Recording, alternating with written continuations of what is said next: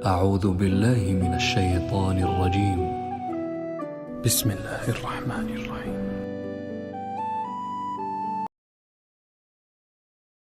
شروع اللہ کا نام لے کر جو بڑا مہربان نہایت رحم والا ہے۔ جو مخلوق آسمانوں اور زمین میں ہے اللہ کی تسبیح کرتی ہے اور وہ غالب ہے، حکمت والا ہے۔ آسمانوں اور زمین کی بادشاہی اسی کی ہے، وہی زندگی دیتا ہے اور وہی موت دیتا ہے اور وہ ہر چیز پر قادر ہے۔ وہی اول اور وہی آخر اور اپنی قدرتوں سے سب پر ظاہر اور پھر بھی پوشیدہ ہے، اور وہ ہر چیز کا خوب جاننے والا ہے۔ وہی ہے جس نے آسمانوں اور زمین کو 6 دن میں پیدا کیا، پھر عرش پر جلوہ افروز ہوا۔ جو چیز زمین میں داخل ہوتی اور جو اس سے نکلتی ہے، اور جو آسمان سے اترتی اور جو اس میں چڑھتی ہے، سب اس کو معلوم ہے۔ اور تم جہاں کہیں بھی ہو وہ تمہارے ساتھ ہوتا ہے، اور جو کچھ تم کرتے ہو اللہ اس کو دیکھ رہا ہے۔ آسمانوں اور زمین کی بادشاہی اسی کی ہے، اور سب معاملات اسی کی طرف رجوع ہوتے ہیں۔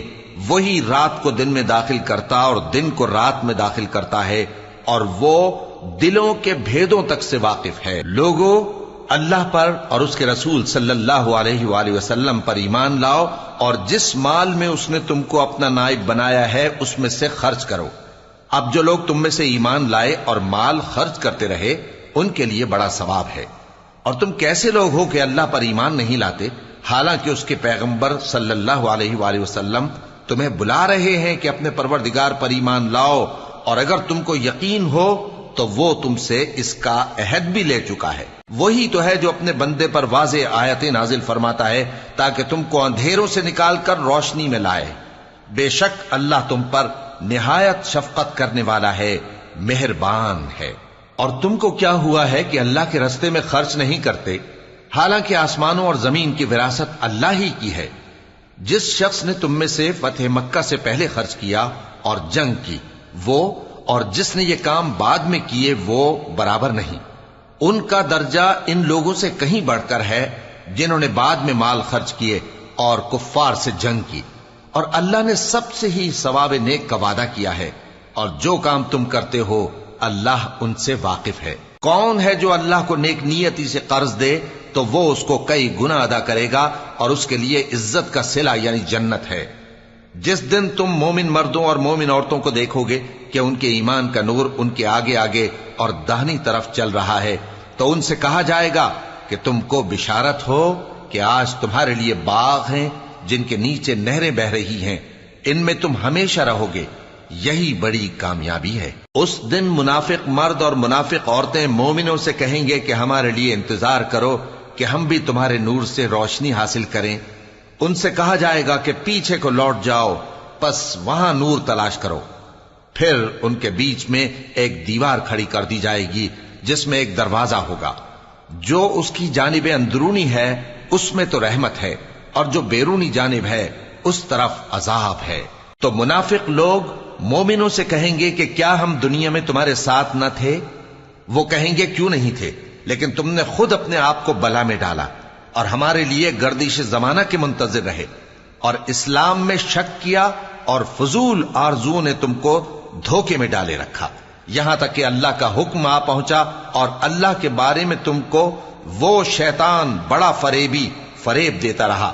تو آج تم سے کوئی معاوضہ نہیں لیا جائے گا اور نہ کافروں ہی سے قبول کیا جائے گا۔ تم سب کا ٹھکانہ دوزخ ہے کہ وہی تمہارے لائق ہے، اور وہ بری جگہ ہے۔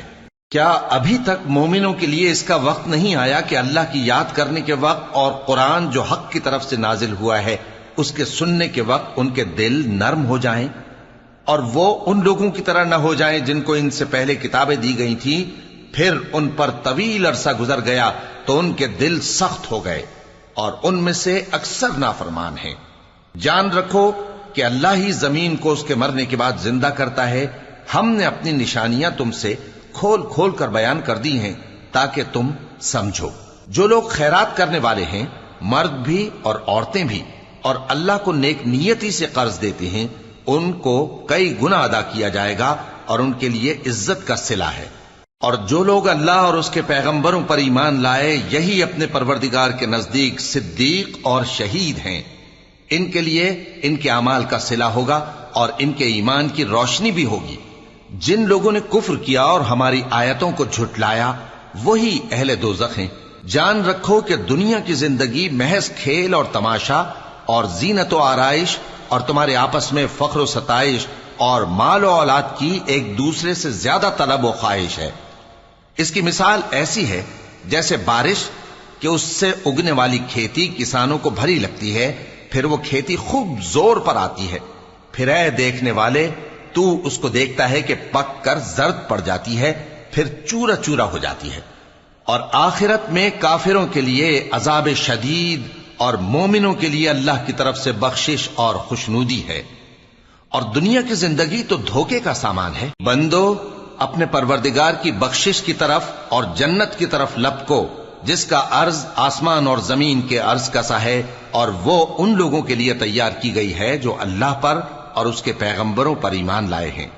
یہ اللہ کا فضل ہے، جسے چاہے عطا فرمائے، اور اللہ بڑے فضل کا مالک ہے۔ کوئی مصیبت زمین میں اور خود تم پر نہیں پڑتی مگر پیشتر اس کے کہ ہم اس کو پیدا کریں، ایک کتاب میں لکھی ہوئی ہوتی ہے، اور یہ کام اللہ کو آسان ہے۔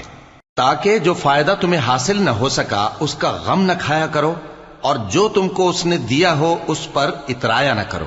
اور اللہ کسی اترانے اور شیخی بگاڑنے والے کو دوست نہیں رکھتا، جو خود بھی بخل کریں اور لوگوں کو بھی بخل سکھائیں۔ اور جو شخص روگردانی کرے تو اللہ بھی بے نیاز ہے، لائق حمد و ثنا ہے۔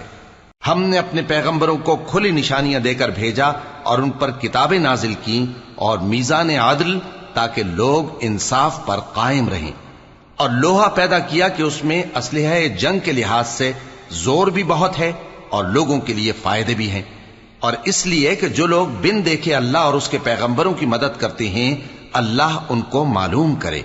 بے شک اللہ زور آور ہے، غالب ہے۔ اور ہم نے نوح اور ابراہیم کو پیغمبر بنا کر بھیجا اور ان کی اولاد میں پیغمبری اور کتاب کے سلسلے کو وقتاً فوقتاً جاری رکھا، سو بعض تو ان میں سے ہدایت پر ہیں اور اکثر ان میں سے نافرمان ہیں۔ پھر ان کے پیچھے انہی کے قدموں پر اور پیغمبر بھیجے، اور ان کے پیچھے مریم کے بیٹے عیسیٰ کو بھیجا، اور ان کو انجیل عنایت کی، اور جن لوگوں نے ان کی پیروی کی ان کے دلوں میں شفقت اور مہربانی ڈال دی۔ اور ترک دنیا والی نئی بات تو خود انہوں نے نکال لی، ہم نے ان کو اس کا حکم نہیں دیا تھا، مگر انہوں نے اپنے خیال میں اللہ کی خوشنودی حاصل کرنے کے لیے آپ ہی ایسا کر لیا تھا، پھر جیسا اس کو نبھانا چاہیے تھا نبھا بھی نہ سکے۔ پس جو لوگ ان میں سے ایمان لائے ان کو ہم نے ان کا اجر دیا، اور ان میں بہت سے نافرمان ہیں۔ مومنو اللہ سے ڈرو اور اس کے پیغمبر پر ایمان لاؤ، وہ تمہیں اپنی رحمت سے دگنا اجر عطا فرمائے گا اور تمہارے لیے روشنی کر دے گا جس میں تم چلو گے، اور تم کو بخش دے گا، اور اللہ بخشنے والا ہے، مہربان ہے۔ یہ باتیں اس لیے بیان کی گئی ہیں کہ اہل کتاب جان لیں کہ وہ اللہ کے فضل پر کچھ بھی قدرت نہیں رکھتے، اور یہ کہ فضل اللہ ہی کے ہاتھ میں ہے، وہ جس کو چاہتا ہے دیتا ہے، اور اللہ بڑے فضل کا مالک ہے۔